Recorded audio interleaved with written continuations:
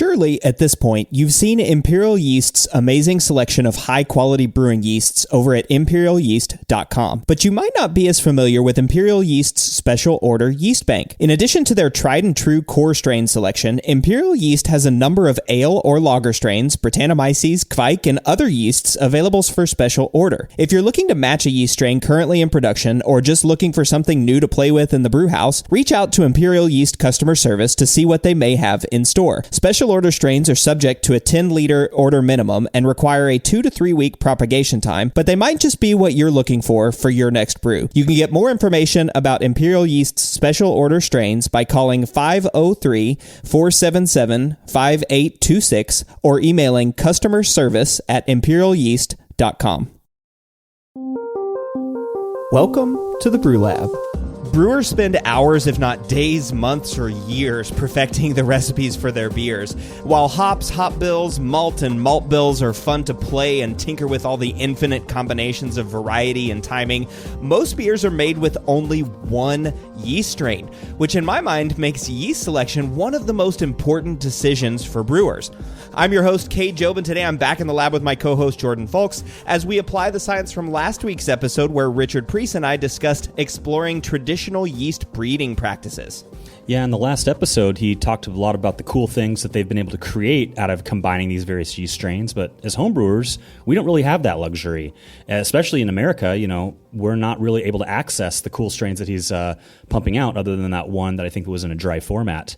So, we're kind of limited to what is available. And as we'll talk about today, each, given strain has various pros and cons that you just have to deal with in the brew house. Yeah. I mean, it is interesting too, because I would, the subject of this episode, one of the things that we're going to do is talk about our favorite yeast strains. And it's unfortunate, I've never actually brewed a beer with an escarpment yeast strain. I'm sure if Richard is hearing that, he's like, well, let me know. I'll send you some and you can brew a beer with it.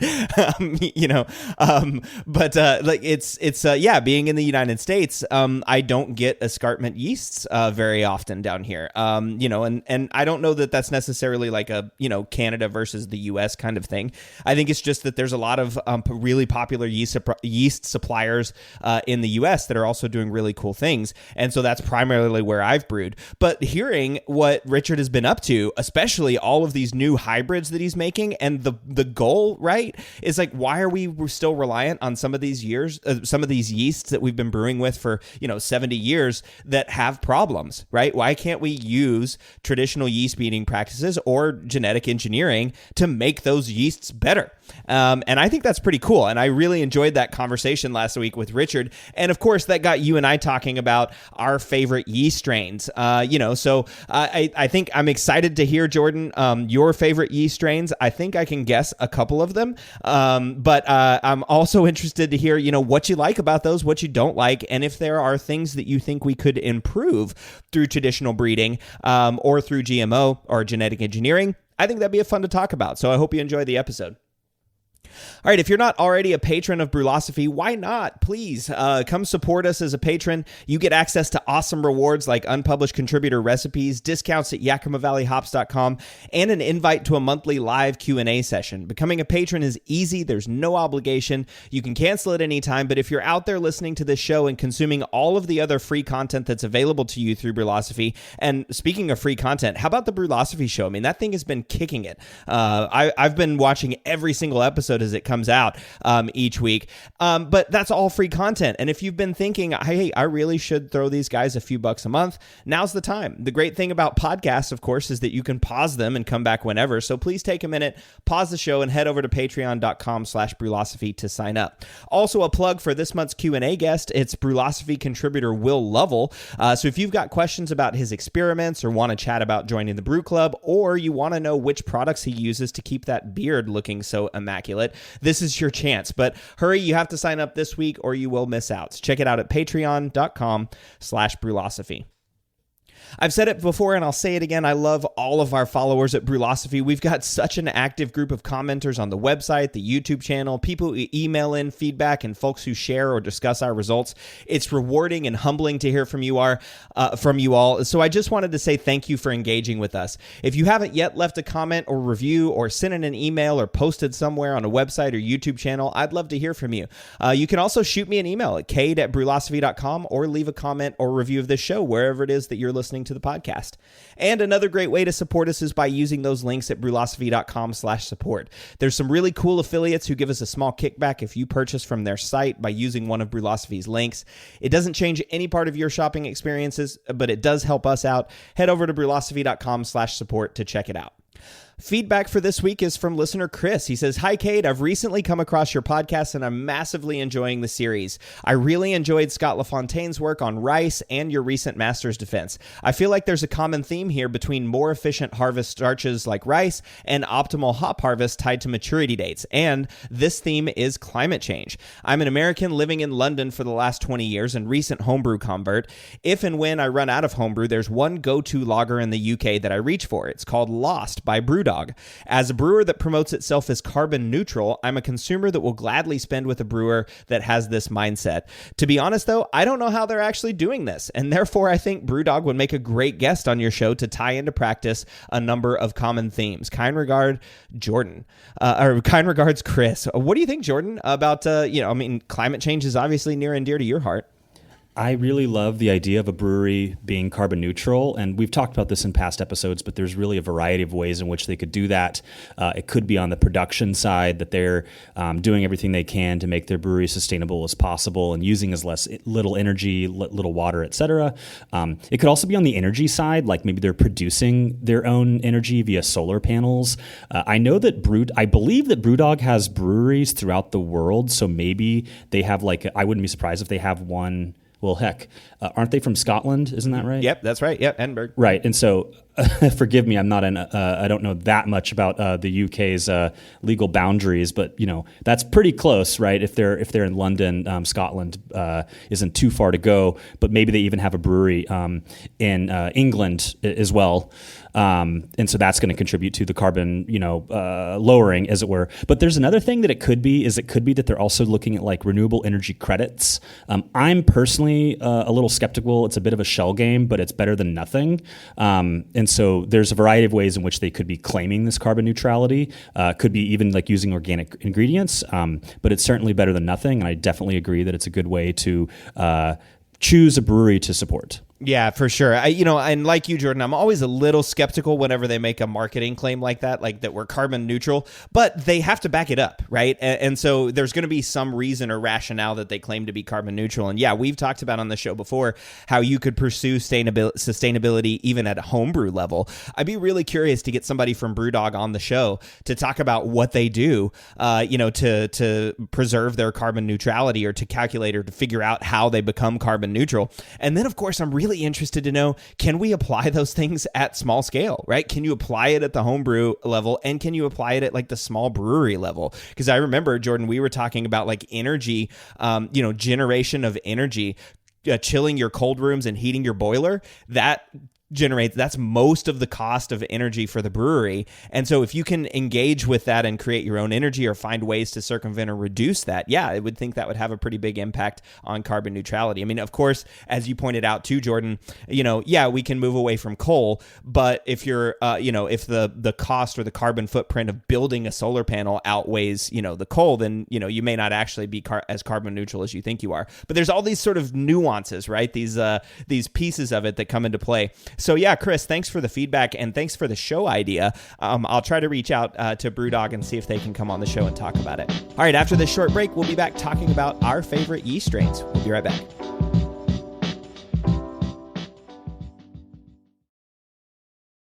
One of the biggest improvements to my brewing practices was the upgrade to stainless steel, and Delta Brewing Systems offers some of the lowest prices on high-quality stainless gear, like the Firm Tank, which holds 8 gallons or 30 liters of wort, comes with a domed lid to reduce the chances of a messy blow-off, and it can hold up to 4 psi of pressure. Delta Brewing Systems also has their own line of brew kettles, as well as one of the lowest-priced all-in-one electric brew systems out there, and their prices are remarkably affordable. If you're in the market for legit stainless gear that won't break the bank, you've got to check out deltabrewingsystems.com.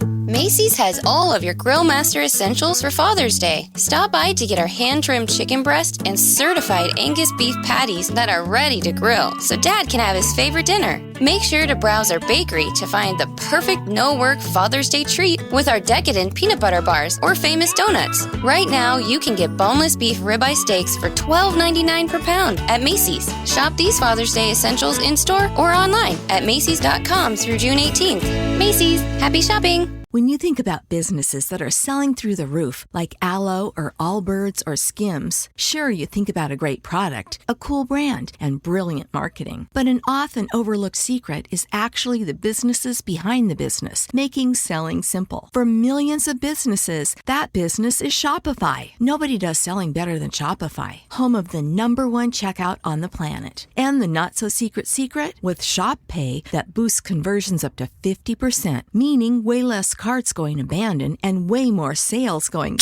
So if you're into growing your business, your commerce platform better be ready to sell whatever your customers are scrolling or strolling on the web, in your store, in their feed, and everywhere in between. Upgrade your business and get the same checkout Skims uses. Sign up for your $1 per month trial period at shopify.com/try, all lowercase. Go to shopify.com/try to upgrade your selling today. Shopify.com/try. People are driven by the search for better. But when it comes to hiring, the best way to search for a candidate isn't to search at all. Don't search, match with Indeed. The hiring process can be slow and overwhelming. Simplify hiring with Indeed. Indeed is your matching and hiring platform. With over 350 million global monthly visitors according to Indeed data, and a matching engine that helps you find quality candidates fast. Ditch the busy work. Use Indeed for scheduling, screening, and messaging so you can connect with candidates faster. Join more than 3.5 million businesses worldwide that use Indeed to hire great talent fast. Listeners of this show will get a $75 sponsored job credit to get your jobs more visibility at Indeed.com/PODKATZ12. That's Indeed.com/PODKATZ12. Terms and conditions apply.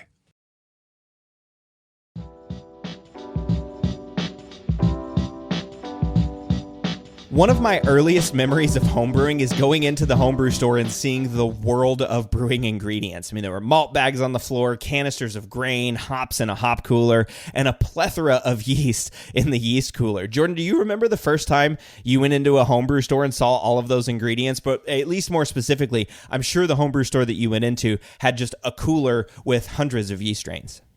You know, it's really kicking a lot of nostalgia up for me right now because living in Portland, Oregon, and started homebrewing maybe 12 years ago, Yeast was the name of the game back then.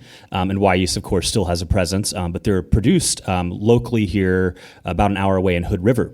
And as you probably know, Cade, their packaging has changed since those glory days where it was a photo of Mount Hood. And now it's more like artistic. And so, yeah, this definitely gave me a flashback of those old smack packs with the photo of Mount Hood on them. Yeah, I do certainly remember the smack packs too, that some of them would be swelled whenever you got there and were like rifling through the store like, somebody smacked that pack and it has started to ferment. That's definitely some nostalgia. I definitely remember those smack packs, but yeah, we talk about like Yeast and how that was super popular 10 or 15 years ago. I mean, everybody used to say, Chico, US05, Cal Ale, and 1056. 1056. Exactly, Yeah. right? 1056. But now I hear of people talking more about like Chico Flagship, West Coast Ale, which is what Omega says. I mean, still Cal Ale from White Labs, but all those types of yeast strains. Yeah, 1056 I don't hear of that much anymore. So yeah, that is a little bit of nostalgia. Well, anyway, last week, of course, I was talking with Richard Priest about yeast hybridization and how they make yeast hybrids. And, the classic example of a yeast hybrid is, of course, the lager strain, right? It was a Sac Cerevisiae yeast, which is our ale strain, and it bred with a Eubionis strain, which was wild at the time, and that gave it cold tolerance, and then thus we now have a lager strain. But brewers have been harnessing this hybridization for 100 years or more. And that was kind of a cool takeaway from Richard, is like, hey, yeah, this stuff is traditional and we've been, we can use it, but we still brew almost primarily with like Chico, right? That flagship West Coast Ale 1, BRY 97, I believe BR 97 is a Chico strain. I'm not exactly sure on that one. But we still brew with sort of like single yeast. And I asked Richard this question, and I thought it was interesting. Why can't we brew with mixed pitches? And he said, of course, that's because if you're harvesting, at some point one yeast is going to overtake the other, and you're not going to have a consistent pitch every time whenever you're harvesting.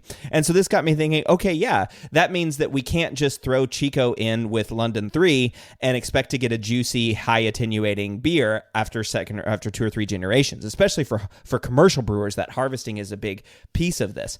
But it did get me thinking, all right, what are our favorite yeast strains and what do we brew with? And then what are things we wish we could do? A while back, whenever I talked with Laura Burns, we did our Christmas list of GMO yeast, and I was wondering if this would be similar or different. So, to talk about our favorite ale strains, I wanted to start with a question that I don't think I've ever had to answer before, and I don't know if you have either. But if you were on a desert island and could only pick one yeast strain, what yeast strain would you choose? That's actually an easy answer for me, and it's Global.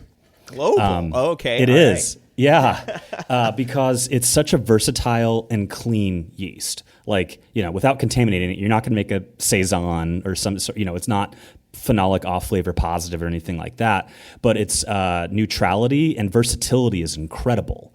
And I've been making fantastic lagers and ales with this strain. And, it's become very popular, the 3470s of the world, be it Imperial's Global or, the dry 3470 for that matter. It's very popular because homebrewers are finding success making reasonably good lagers at higher temps than especially if they don't have that temperature control. But on the flip side, you can make a cold fermented lager, fermenting it at like 45 degrees Fahrenheit, and it comes out super crisp and clean. And so there's a lot of different things you can do with it. So that is my desert island strain, and that's really my house strain at my brew house at this point. Yeah, I like it. That's an interesting one. Global, I've had mixed results with Global. The main thing with Global for me is the flocculation. It's just like, I can't get it to settle out. I don't care what I do. I throw biofine or gelatin at it. It just takes time. And it feels like if you just nudge the keg, or like if you touch the refrigerator too much, that yeast just goes poof, like right back up into suspension, and then suddenly I've got cloudy beers. But I want to talk more about Global here in a minute, because I think that was one of my guesses of what might be one of your favorite strains, because I hear you talk about Global all the time. But I wanted to answer the question for myself too. So my desert island beer or yeast was a very close one. I almost went Chico, just because, again, clean, neutral, super versatile. You can put it in a bunch of beers. It attenuates well. But I changed my mind because a desert island is probably going to be really hot and warm, and I might not be able to keep temperatures cool, and Chico's going to throw some esters at high temperatures. So I decided a Kvike strain. That's a good answer, actually. Right? And it's probably me overthinking. But yeah, a Kvike strain, I think, because then you can brew whatever you want with it. And if you can find some way to cool your beer, like water or something like that, then you could brew a nice, like clean beer. But if you need some, if it's too warm, at least it won't throw a crazy amount of esters, or even bad esters. It'll just throw some like nice yeast. So. And that way you can like dry it out on like palm tree leaves or something like that too for use for the next batch. Exactly. Yeah, try it out and have it for repitching. All right, so Desert Island beer. Mine's a Kveik, yours is Global, or Desert Island Yeast, Kveik and Global, if we had to brew on a desert island. But I wanted to talk about, sort of our favorite yeast strains. And I think it makes a lot of sense to talk about ale strains, and then we'll talk about lagers and Belgians after the break. But what is your favorite ale strain? Right. So when it comes to a true clean ale, I guess that's a good differentiator there. And we'll talk about the funkier ones like Belgian strains in a bit. I would say the classic is Chico. These days, Imperial's our sponsor, so I'm using Flagship as my source for the Chico strain. But, it's clean. It's a fast fermenter. It's a really good attenuator. And that's one thing I really like about it. I've been, comparing Global versus Chico ferments a little bit for a while now. And, you mentioned that Global isn't a very good flocculator, but I'm telling you, if you ferment a beer with Global next to a beer fermented with Chico, you'll see that Global's not that bad of a flocculator relative to Chico. That is one problem with it, is it doesn't flocculate that well. That being said, maybe that's part of the reason that it's such a good fermenter. And I love dry beer, and I just love how dry that strain is able to get a beer, especially relative to Global. That is one advantage that this ale strain has, is it's able to get it in that drier format without it being a diastaticus. It has a fairly wide range of temperatures that you can use. You can ferment it cold like a quasi-lager, and you can, I wouldn't ferment it at Kveik, 100 degree Fahrenheit levels, but yep. There's a fairly wide range, and it's just so quick, and it's available. That's another nice thing, is it's not rare or hard to find. Any homebrew store is going to have it. So for clean, neutral ales, be it the simplest blonde to the hoppiest IPA, my vote's for Chico. Yeah, Chico. I think I'm there with you too, right? Again, Chico was my second pick for Desert Island beer, just because it's so clean and it's so neutral, and it really it does throw some esters, right? Again, it's not like it doesn't throw any character to the beer, but for like ale characters, right? As I think about like a difference between ale and lager, of course, the technical definition is ale is a different species of yeast and lager is a different species. One ferments cold and one ferments at warmer, like room temperatures. That's the technical difference between them. But there's a flavor difference too, right? When I think of ales, I generally think of some fermentation characteristics, like a little bit of esters, a little bit of maybe apple or something like that, or maybe some just fruity notes to it, right? Just fruity. It just tastes fruitier. And that's one of the things I love about Chico, especially as I'm trying to brew an ale. Like you talked about, to the simplest of ales all the way up to IPAs, but in a blonde ale, that's where I really feel like Chico shines. It's just so nice. And it does. It's a great attenuator. A blonde ale, you want to be nice and dry. You don't want it to be super sweet or cloying, but it's just a great attenuator. And in my opinion, it's a consistent attenuator, which is awesome. It doesn't like changing the malt bill up, as long as I'm not throwing in like unfermentables like caramel malts or something like that. But if I switch between like Pilsner versus pale malt versus like a lightly kilned other pale malt, I don't see a huge difference in attenuation with Chico. It pretty much rips through any of those. I mean, it's not diastatic, right? So again, if you've got like a high dextrin malt or you're mashing at higher temperatures, Chico's attenuation isn't going to be great. But that's a function of the mash and less a function of Chico. If I'm brewing the same beer 5 times in a row without changing any of the ingredients or processes or anything, Chico's going to hit the same attenuation almost every time for me, which is pretty cool. That's pretty consistent. There are some yeast strains out there that I would say wouldn't necessarily hit that same attenuation. They're just more sensitive to things, right? They're more sensitive to nutrients or temperature fluctuations or any of that stuff. But Chico is that workhorse, and I love it. But like you, I agree that flocculation in Chico could definitely increase. I mean, that's one of the reasons why Omega they call Chico West Coast Ale 1, and they now have a West Coast Ale 1 Plus, right, which is genetically engineered to increase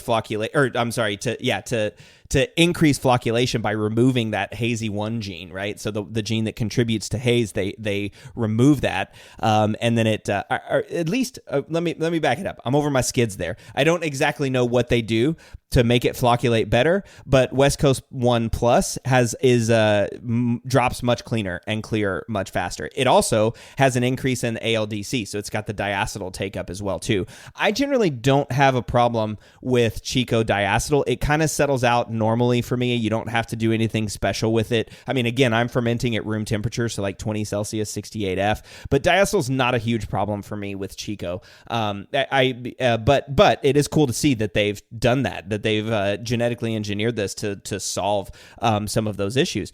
And so, yeah, this is another one of those yeasts, Chico Flagship West Coast, that like I feel like everybody that's listening to this show has brewed a beer with this yeast. And there's a reason why people love it, but there are still things to improve, right?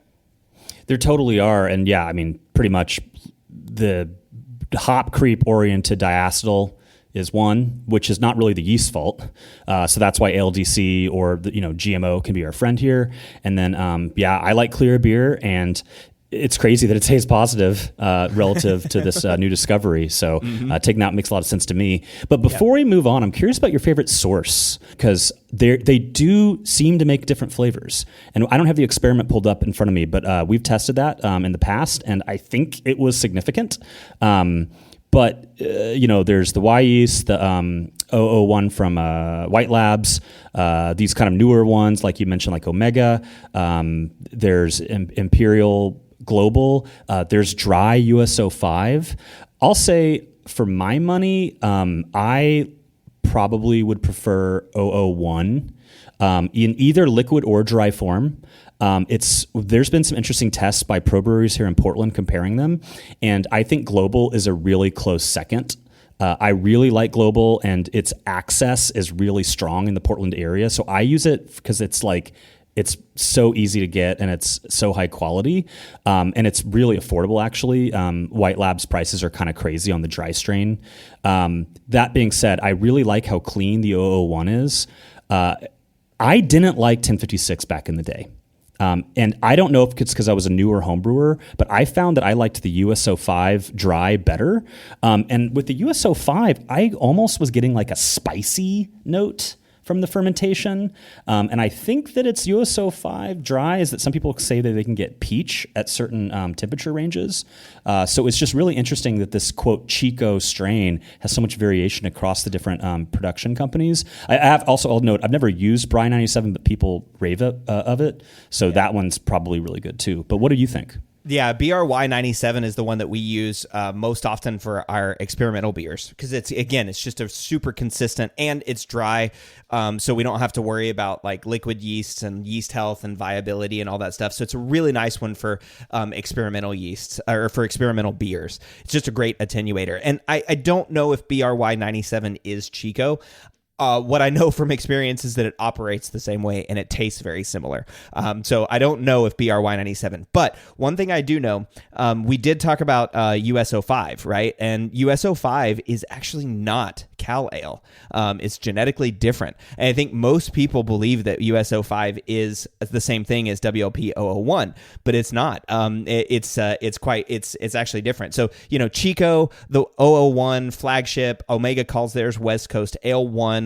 I'm sure Escarpment has one too. I don't know it off the top of my head.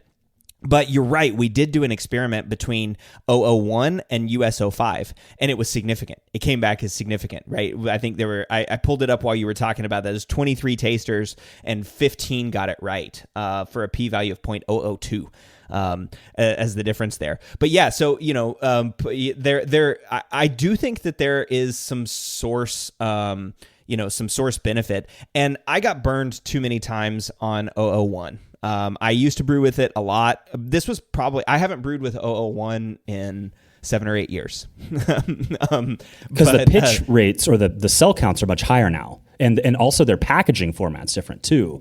Yeah. And maybe as a younger home brewer, you weren't pitching the right amount of cells at the time. Totally. I think that's 100% right. That's exactly what I was about to say, because they talked about being 100 billion cells in a pack, right? And that's just a low pitch rate for any ale that you're doing. I mean, that's if you're pitching one of those packs, again, at a homebrew pack level, if you're pitching 100 billion cells, that's a low pitch rate. And so, yeah, there might be some viability issues in there. There may not be be exactly 100 billion cells. They might be 75 billion cells, and then you're even lowering your pitch rate. But you're right, and they've changed their yeast largely because of the competition, I think. Flagship patching, Imperial packing 200 billion cells, Omega with their focus on quality and West Coast ale, their pitch rates, are high and are not high, but normal and usable. So you can just use a package of Omega yeast and that will work. And the consistency of those others. And then also the dried yeast as well, too. The formats that I like the best, I'm really starting to like dried yeast. I know people, kind of poo-pooed on it a while back, and it may take a generation or two to really come into fruition. Whereas a liquid pitch might be a little bit nicer right at the beginning, but there's nothing wrong with those first batches, at least as far as I'm concerned. And I really like just the storability and usability of those. And so BRY97 again is one that I've used a lot for experimental beers at OSU. And that's one that really is nice for me in terms of that, the how I like it and the source that I like it from. That's not to say I don't like liquid pitches, because I do think, based on some information that I'm not at liberty to share right now, I do think there may be differences between dried yeast versus liquid yeast if we pitch those into beers. Hint, hint, upcoming Brew Lab episode, which will be a fun one to talk about. But yeah, cool. All right, so Chico, I think we both agree is our workhorse. And then, okay, so what's your second favorite ale yeast? So for the clean ale side of things, my Desert Island strain is global. Global? And that might be a bit of a controversial pick, right? Because it's a lager strain, ostensibly, but it really makes fantastic ales. And so I'm kind of like reverse engineering this homebrew, like warm ferment thing, right? Where people are making their lagers fermented at higher temps with the strain. And I was... after hearing some of the best hoppy brewers in America, in my opinion, like Highland Park and Paso Robles, Firestone Walker, are using this strain at like 60 degrees Fahrenheit for their IPAs, I was like, after having those beers, they were so incredible. I was like, I've got to give this a try.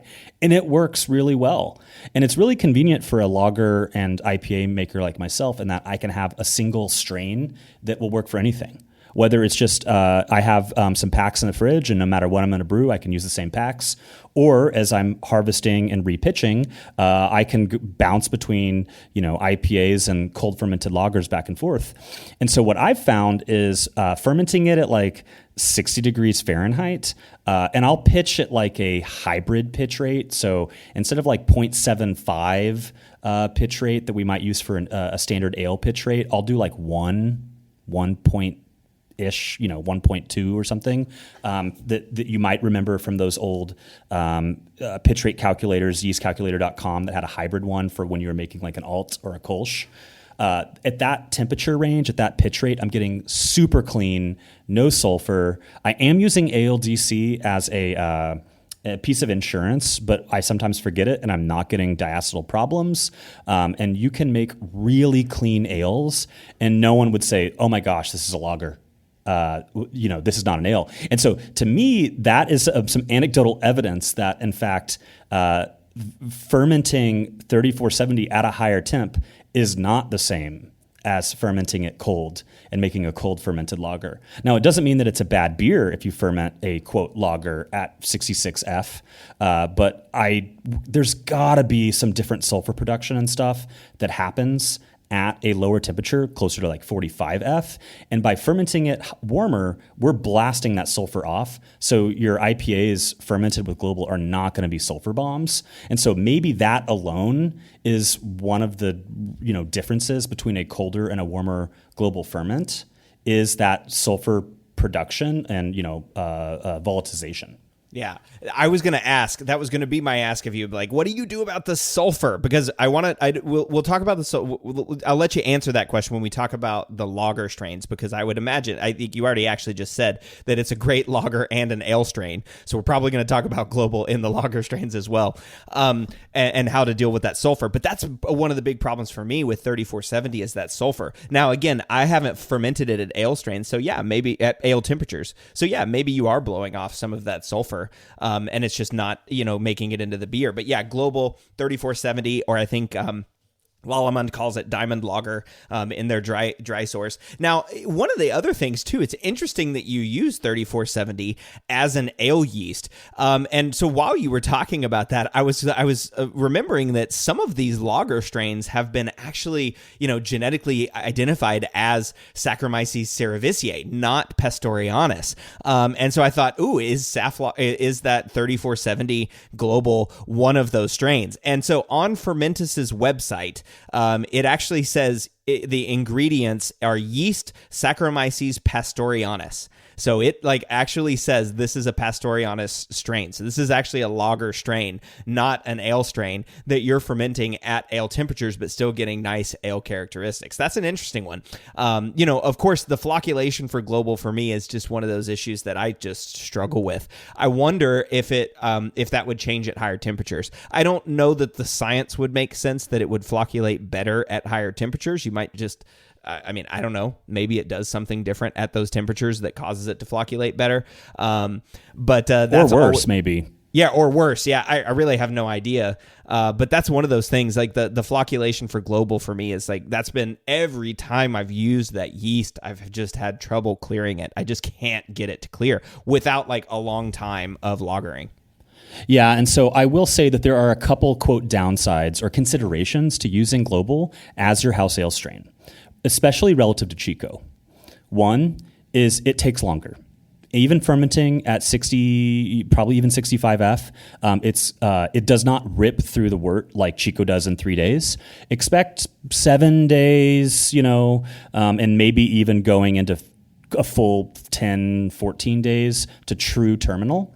Second, it does not attenuate as highly as Chico does. So whereas a Chico ferment could easily go down to 1007, a global ferment might not go much farther than 1010, 1012 without the use of enzyme. And so if you want a really dry IPA when using this method, I would recommend using something like a fungal alpha amylase or some simple sugar to really ensure that higher attenuation. It's not a low attenuator, but it's just not a super aggressive non-diastaticus attenuator like we see in Chico. So that's one of the considerations with that strain.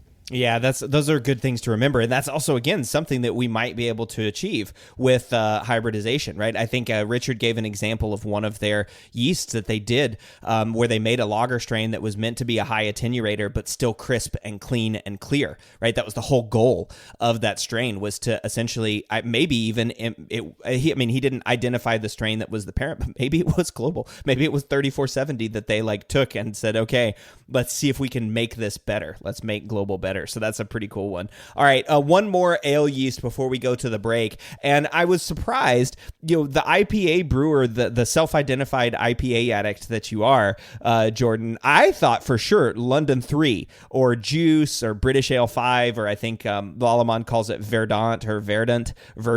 I thought that one would have been one of your top choices, that London 3 juicy IPA strain. Well, the problem there is I don't really like hazy IPAs. So now, that being said, Hopworks in Portland, I believe, uses London 3 as their house strain, and they're making clear IPAs with it as well. So it is possible. But if I'm not making hazies, and so I don't need that strain in my house. That being said, if you're going to make a hazy, there's no other choice. There's no other choice. Not even global. You wouldn't put global in a hazy. No, because then it would just be a West Coast.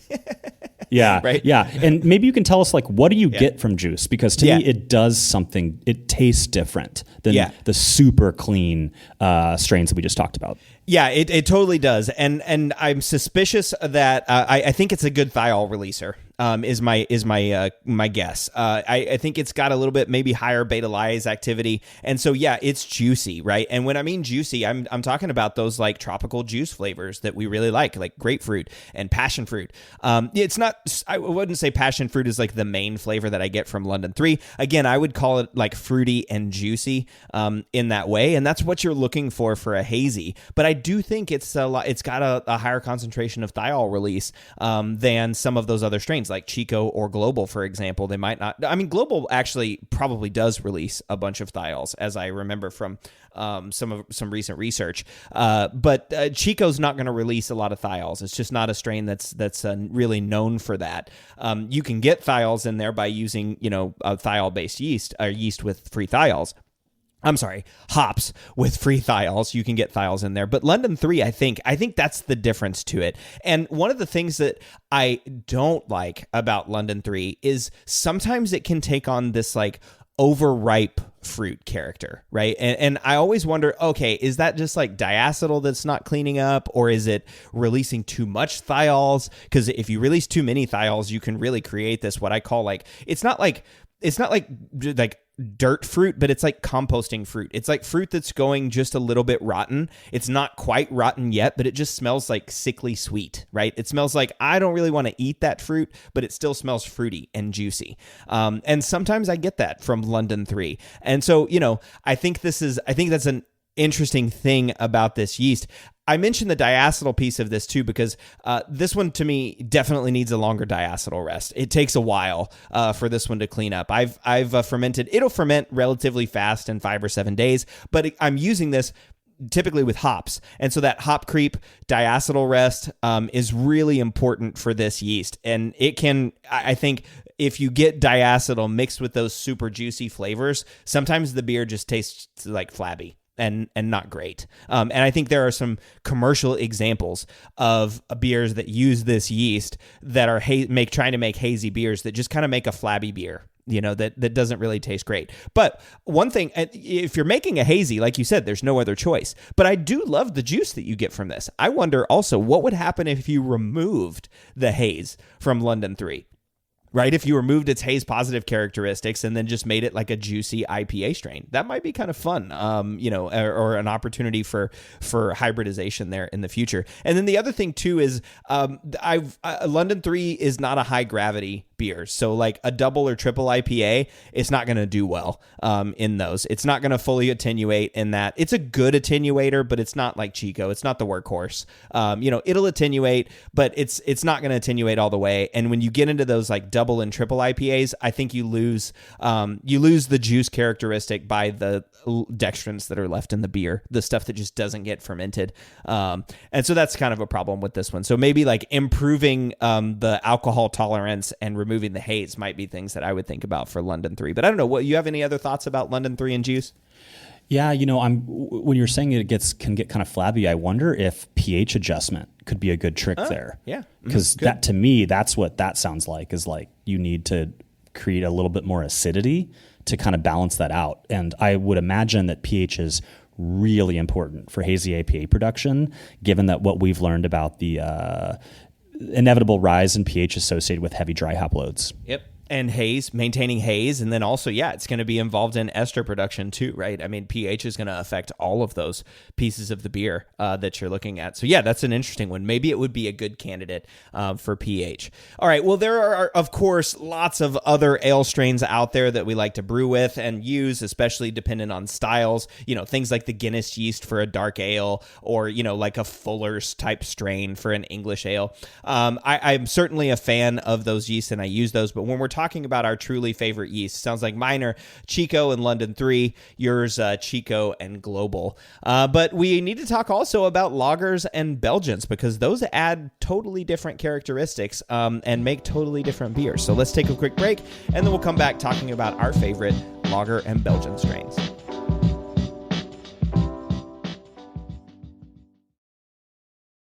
We all know that designing recipes is really fun, and doing it well is so much easier with good software. We at Brülosophy recently made the switch to Brewfather, and honestly, y'all, we could not be happier. Brewfather utilizes the latest technology to bring you the most robust cloud-based recipe design software that can be accessed anywhere, on your phone, tablet, desktop, and even offline. It also works seamlessly with numerous third-party devices to make it easier to monitor every step of your brew. I know change can be difficult, but trust me when I say you need to go to brewfather.app today to try it out for yourself. That's brewfather.app. Established in 1995, More Beer has been consistently serving the greater brewing community since the times IPA was expected to be bitter and clear, and there are reasons they've stuck around so long. In addition to their massive product selection and excellent customer service, More Beer has locations on both the west and the east coast of the United States, which translates into fast shipping times regardless of where you live. And when you spend more than $59, shipping is free. When you're in need of brewing ingredients and gear, there's no better option than morebeer.com, one of the most trusted shops on the planet.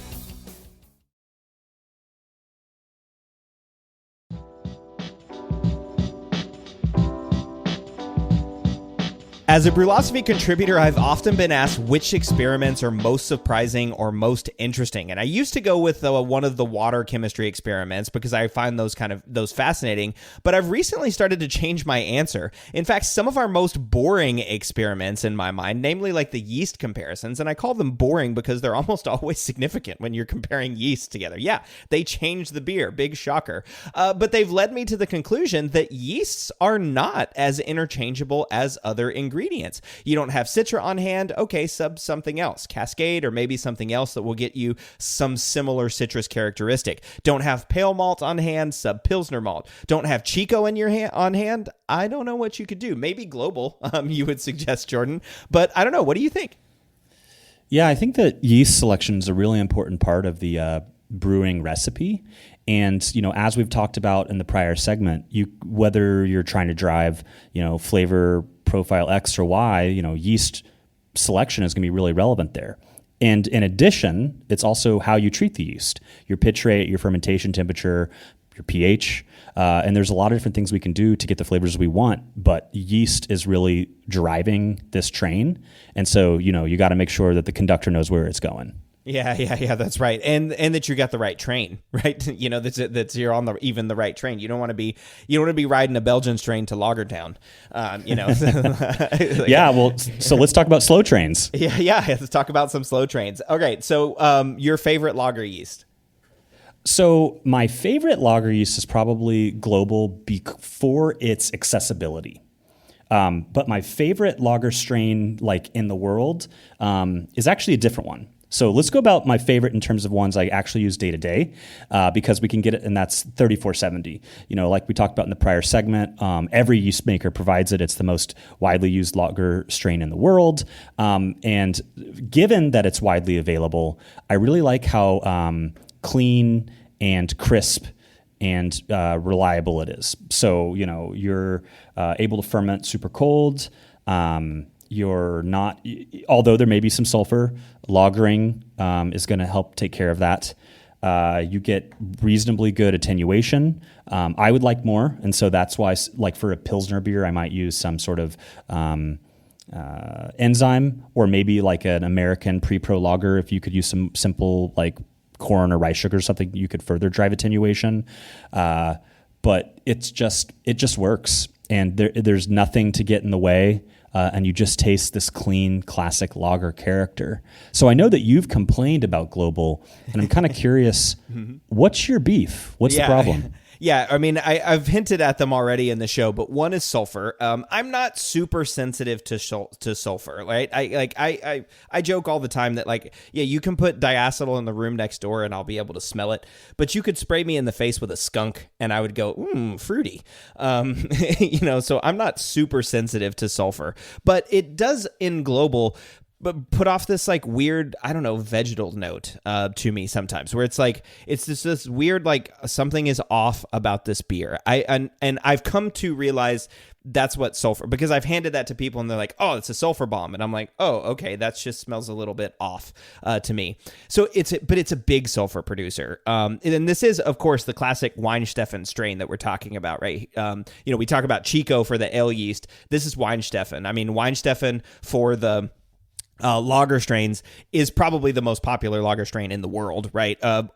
Maybe the Augustiner as well, but the Weinsteffen one definitely is used all over the world, and it's been honed, right? This is a yeast that has been, what's it called? Selectively bred, or selective evolution that's happened with this yeast for lagers, and it is a workhorse at that level. So there are things I like. It is a classic lager strain, right? And it makes a nice lager beer.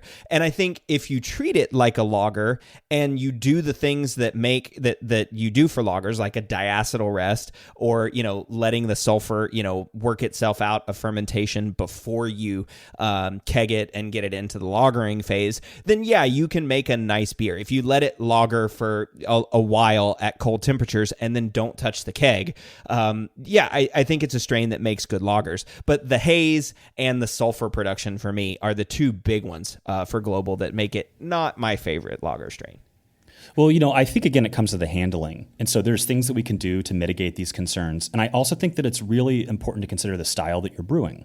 So a little sniff of sulfur is an inherent part of authentic German lagers. Totally. And you want that little bit of matchstick in there. You obviously don't want rotten eggs, and that's not what Global's bringing to the table. But some might argue it's too clean.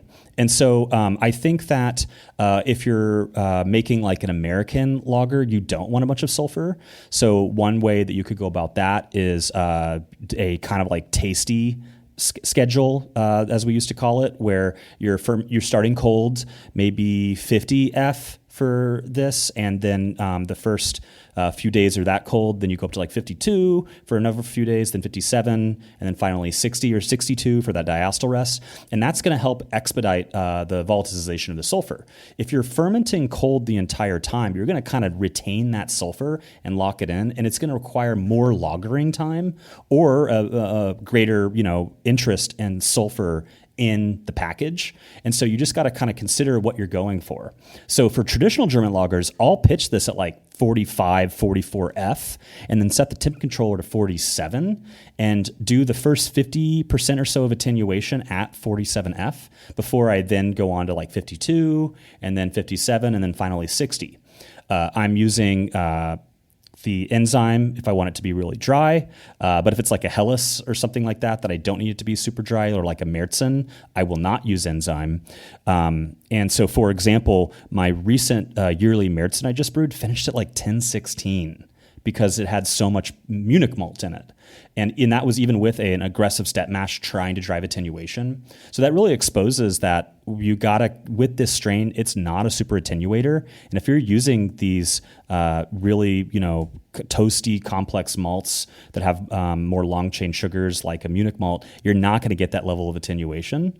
So these are just some of the considerations that I would, think that people need to consider when making these beers.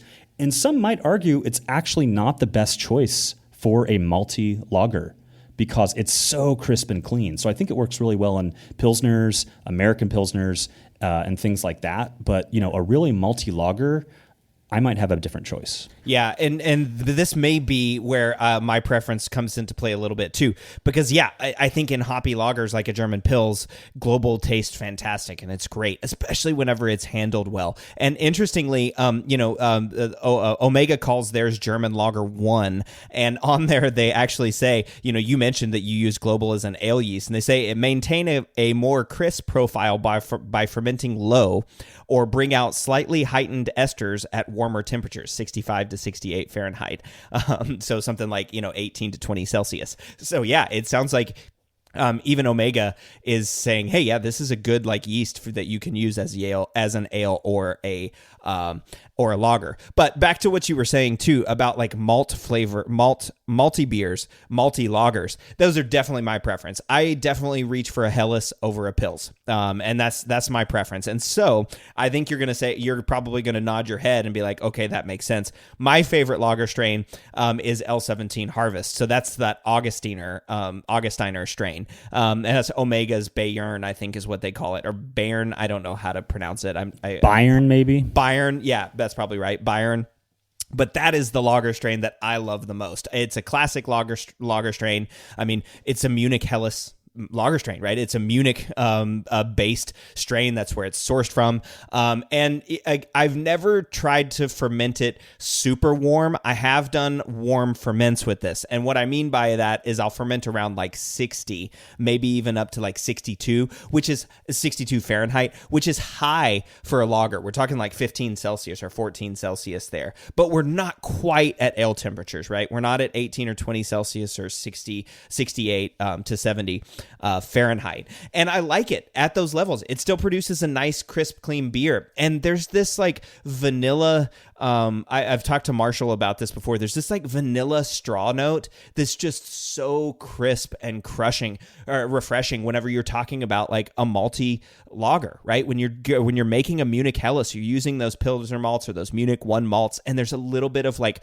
crackery, biscuity note to it, and it just accentuates that. And I love those strains. Now, I've brewed German Pils with the Augustiner strain before, and I love them.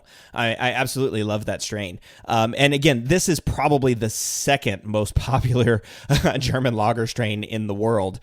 Global 3470, the Weinsteffen strain being probably the most popular, but then Augustiner's the second. And it requires some handling too. I think L17 actually, or Harvest actually drops clearer than Global. I don't think it has those flocculation issues that Global has, which is probably why I use it a little bit more often. But you definitely need to take care of it, right? Ferment it at low temperatures. Let it have a nice diacetyl rest. I don't see it as much of a sulfur producer as Global. That might be me, but I don't get as much sulfur from it whenever I let it go. But it's probably because I let it go for like 10 to 14 days, right? I'm not trying to pull Harvest off quickly. And so maybe if I treated Global a little bit more like I treat Harvest, I might like it a little bit better. But again, that flocculation thing just keeps stopping me with Global. But Harvest is definitely my go-to. And the big problem I have with Harvest is it takes a really long diacetyl rest. Feels like you got to let it sit for like several days. And I'm always a little bit concerned about like, okay, we're up at like ale temperatures, and I'd really like this beer to not be at ale temperatures for much longer. I'd really like to drop it back down and lager it, but the diacetyl just doesn't clear. And so that one is one thing for me that's a big problem with the Augustiner yeast, is that diacetyl rest takes a while. Well, luckily we have ALDC, and hybridization could perhaps fix these things. But I got a hot take. I do not like L17 Harvest, and I know when a brewer uses it at a commercial brewery, because it's just got this really distinct, off-putting, dare I say, ester that just feels totally out of place. But I do not get that in Augustiner beers. So my assumption is that it's related to the cell that was harvested or the genetic drift that's happened at these American yeast labs. I don't know that I've ever had one made with Omega's Bayern. And if that's what Bayern in Montana is using, their beers are pretty great. So I know that Imperial's having a lot of success with Harvest, and people are buying it and loving it. But for me personally, that just Harvest twang is a total no-go for me. And it's like a super bummer every time I order a beer and I realize it's L17 Harvest. I'm like, oh man, I can't drink this pint. Oh man, see, I think that's my favorite thing about Harvest is that little twang, right? I think that's the thing that just sets it apart. I really like it. It just really accentuates the malt characteristics. But, we talk about, hybridization trying to solve these issues, right? I mentioned sulfur for Global, we talked about the diacetyl rest for Harvest, and even like, dare you say an ester for Harvest, right? Whatever that twang is, that I call it that vanilla straw note. You're calling it some sort of an ester. Lallemand recently released a hybrid strain called Nova Lager, And allegedly, I'm not even going to say allegedly because I've brewed with it now like 5 or 6 times, and it's rapidly increasing on that list towards my favorite lager strain. I haven't brewed with it as much as I've brewed with Harvest or Global, and so I can't put it above those 2 yeasts yet, but it is going there quick. So Nova Lager is this Lalbrew Lallemand dry yeast strain that has been hybridized. It's a super attenuator. It attenuates 84%. You want to talk about crisp and clean lager? That's amazing attenuation. Also, it has been hybridized so that it doesn't produce sulfur, and it also ferments at room temperature. So it's a lager strain that you can throw in the room temperature fermenter and let it rip, and it goes. It doesn't produce sulfur. It's clean. It produces a crisp, clean lager. I'm talking no esters, a nice, clean beer. If you put the Global or the Augustiner strain, if you put the Weinsteffen or the Augustreiter strain right next to a Nova Lager, I'm pretty sure that Nova Lager would be cleaner. I haven't done the test myself, but we've now brewed like 3 or 4 beers with Nova Lager, and I am blown away by its versatility. It is pretty cool. Also, you want to talk fast fermentation time? Nova Lager's done in like 3 days, which is crazy. Now, what is Nova Lager? Is it a lager strain, or what is it? As far as I'm aware, it is a hybrid. It's a Pastorianus hybrid. Now, I'm going to read from you exactly what it says from the website. This is what Nova Lager says. It says, Nova Lager is a true bottom-fermenting Saccharomyces pastorianus hybrid from the novel Group 3 lineage. I don't know what Group 3 lineage is. That it's been selected to produce clean lager beers with distinct flavor characteristics and superior fermentation performance. Nova Lager is a robust lager strain with ideal characteristics for lager beer production, including fast fermentations and high attenuation. The flavor profile is very clean, slight esters over a wide temperature range. Nova Lager was selected using classical and non-GMO breeding methods to obtain a novel Saccharomyces cerevisiae by Saccharomyces eubayanus hybrid that defines a new Group 3 lager lineage distinct from other traditional Saccharomyces pastorianus strains. The strain is a low VDK producer and utilizes patented technology from Cal Davis that inhibits the production of hydrogen sulfide, which is sulfur, off flavors, therefore reducing the maturation time associated with lager beer production.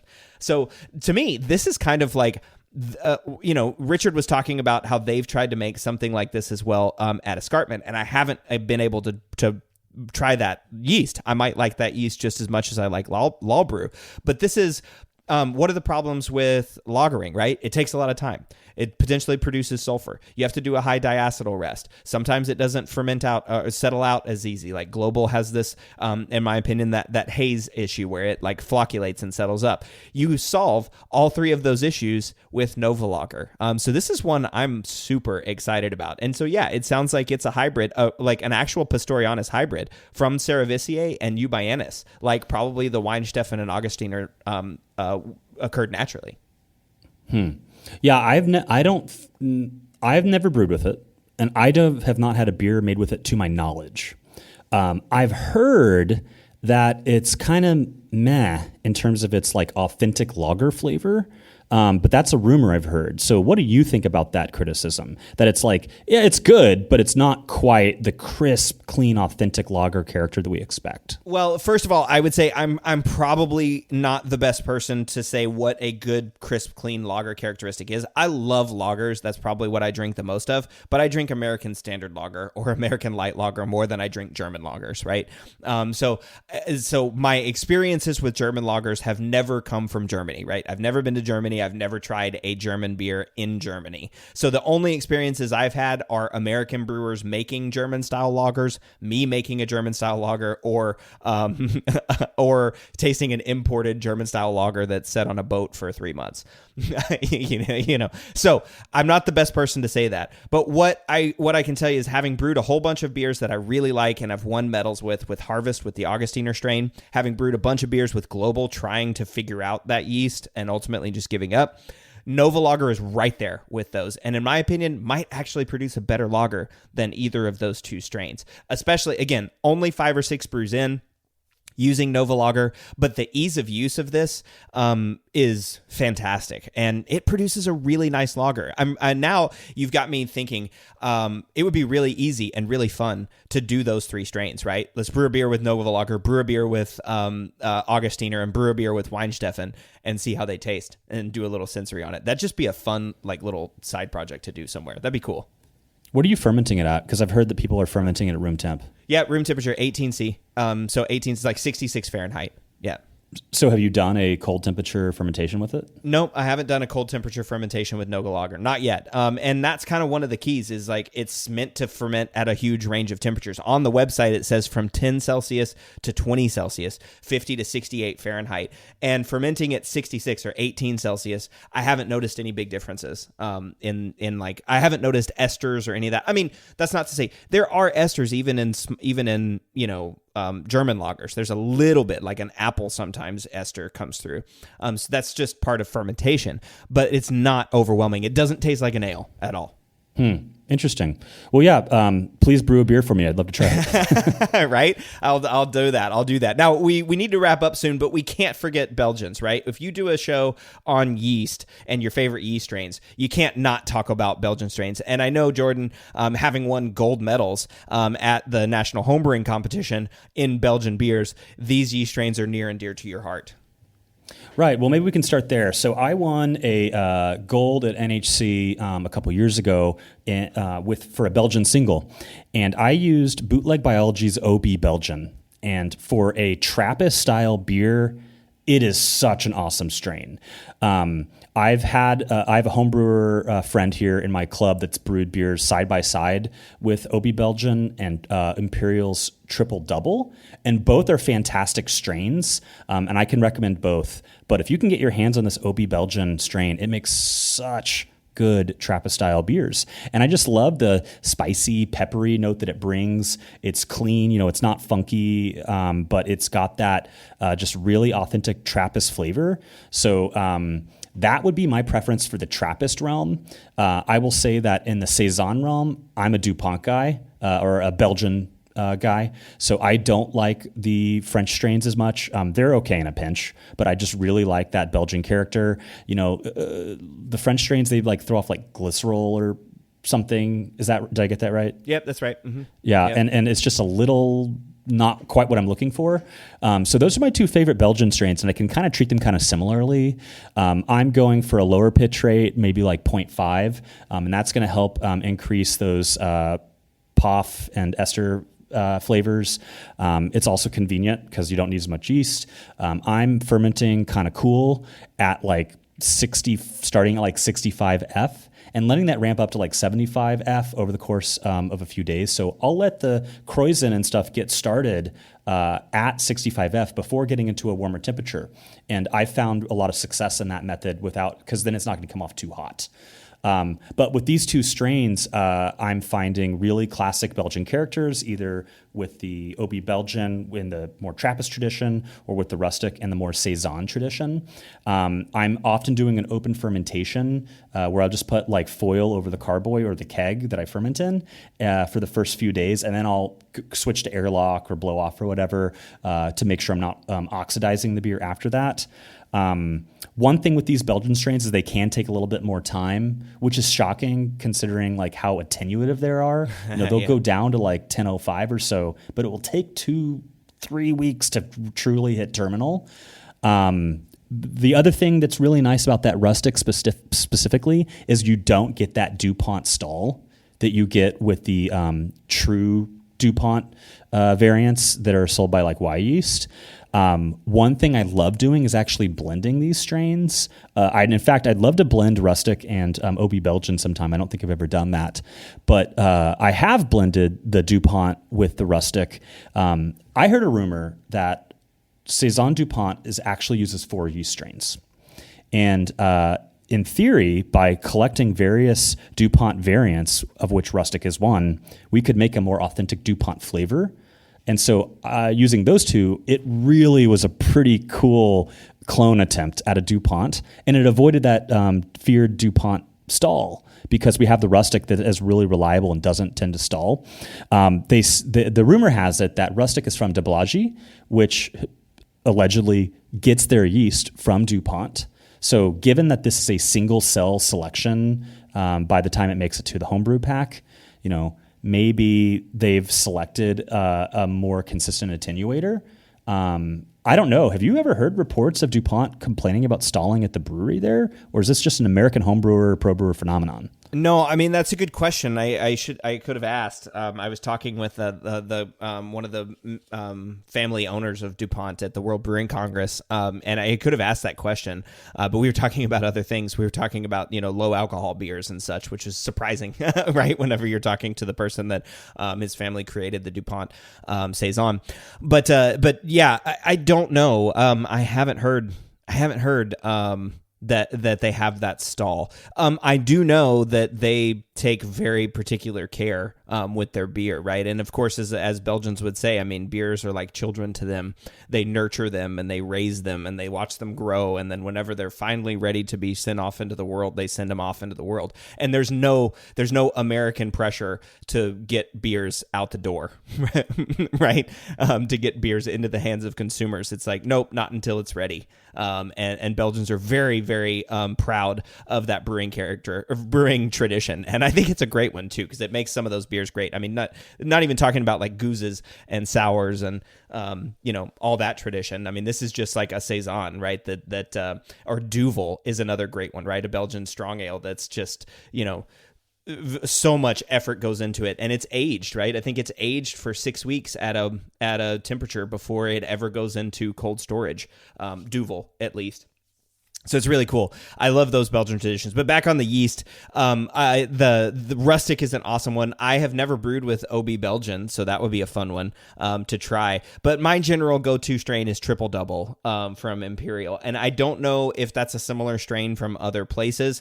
I know that I don't know, 7 years ago or so, I usually brew a double in the fall, and it was generally around the time that the plums are ready to harvest at my dad's ranch in Texas. These wild plums. And so I started using Triple Double with this wild plum double beer, right? Like a brown wild plum beer. And oh my gosh, I just really, really fell in love with that strain. Since then, I've used it to make doubles, I've used it to make singles and even triples, and it's great. It's a really nice strain. Like you said, it's super attenuative. It makes a really dry beer, which is characteristic of those styles.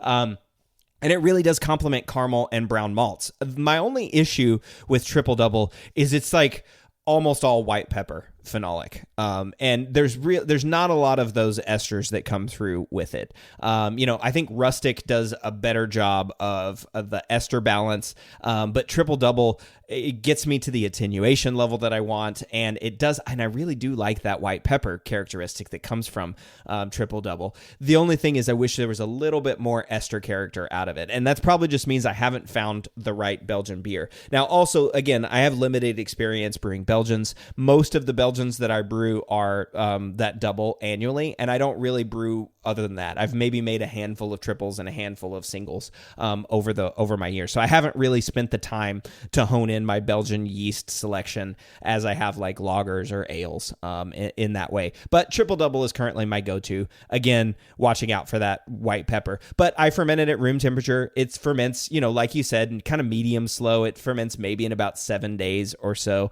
I don't really get any diacetyl from it. It's super attenuative. It's a pretty stable yeast. You can kind of just set it in there and let it go.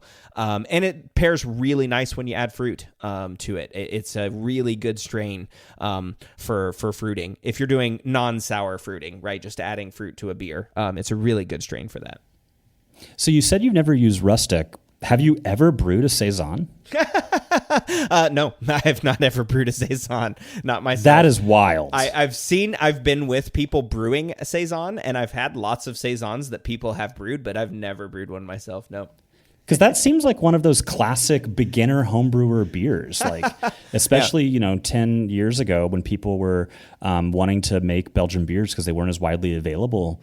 That blows my mind. You've never made a No, saison. I mean, you've heard me say it before too, though. I dove into the lager side of things. I went straight into like American Standard Lager and Kolsch and those kinds of flavors, and some German beers, and then was brewing Bocks and Doppelbocks and that kind of stuff. Not Doppelbocks, but like Bock beers. I went strong into the German side, and I didn't get to the Belgian side until much later in my brewing career. So yeah. Well, typical Texan right there, making lagers. Yeah. However, you'd think that Jester King would have rubbed off on you a little bit. Oh, well, yeah, sure. Jester King, absolutely. But more so than Jester King, Blue Owl. I mean, working at a sour brewery for almost a full year definitely got me into the sour game. And that is something we're not going to cover on this episode because, of course, there are yeasts out there that do make sour beers, but sour is so much more complicated. There's other microbes that are involved, and making a good sour beer, I think, does involve some other discussions. But, all right, so we covered ale yeast, lager yeast, and Belgians on today's episodes. We didn't get into wheat or, phenolic beers like that, but I think that's okay. I think we got far enough where we needed to go. But Jordan, is there anything else, any other yeast strains that you wanted to mention or call out as strains that you really enjoy, or do we hit a good list today? Well, I think that, we're just going to have another podcast because there's so much more to unpack here. And I will say that I'm really excited to continue to try more yeast strains. I'm kind of in a global rut these days, and part of it's just access. Yeast companies can't make infinite strains because they expire on the shelves. And homebrew stores have to be able to manage the inventory and have a reasonably small but not too small selection, so things aren't just going bad and it's wasted, revenue. So I would love to try some more things, and I'm excited to see what the future holds. That's true, and that's totally something that homebrewers can do, right? I mean, commercial brewers have yeast management pressures where they can't really have 10 or 15 different yeast strains and be able to brew with them regularly. But homebrewers, you just grab a pack and go. And homebrewers, I think, are the ones that are generating a lot of the new ideas that commercial brewers will eventually use. So yeah. Like you, Jordan, I'm excited to try new yeast strains like Nova Lager and others as they come out. So I will continue to keep trying yeast and continue trying to find the perfect beer. Well, anyway, cool. Glad we got to talk about our favorite yeast strains. And of course, Jordan and I will be back in 2 weeks with our next Applying the Science episode. We'll see y'all then.